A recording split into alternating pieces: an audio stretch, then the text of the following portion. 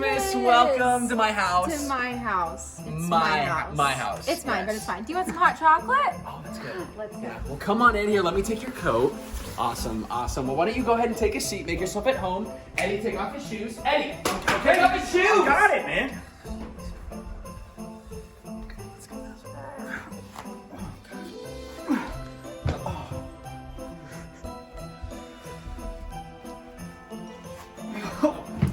Here's your hot chocolate. You got here just in time. We're about to open presents.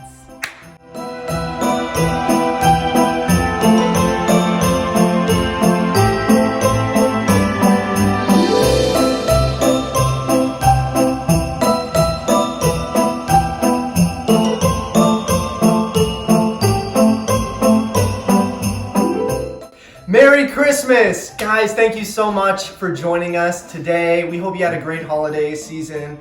This year's been so different. It has been the most different year I've experienced. I'm sure you guys felt the same way. And it's been difficult. A lot of us, we've had to adapt like crazy.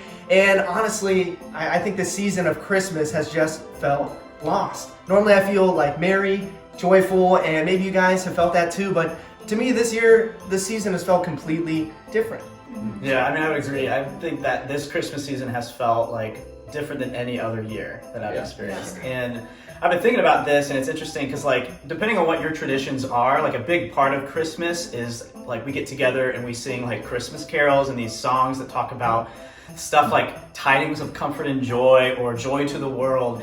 And at least for me, I've been really struggling to kind of like experience the joy part of it. And so like if you're feeling that way, like just know you're in good company. Like all of us, I think, are probably feeling a little bit of that. So don't beat yourself up. It's just a different kind of year. Absolutely. For us. I know. I would agree 100%. It has been a very hard year, and I think we would all agree that there's been so much craziness going on. And whenever we feel really crazy, that's when we start to feel uncomfortable or a lack of joy. And the promise that God makes us, the beauty of Christmas, isn't that all the craziness is just going to go away and in that we'll find comfort and joy. It's actually something totally different. The promise of Christmas is that God is going to be with us. In the book of Matthew, it says that Jesus will be known as Emmanuel, or God with us. And what's so amazing is that when we understand that Jesus is within us, we can have comfort and joy no matter what's going on around us. In the book of Psalm, it actually says this, Psalm 23. It says, "The Lord is my shepherd, I shall not want. He makes me lie down in green pastures. He leads me beside still waters. He restores my soul. He leads me in paths of righteousness for his name's sake." Get this.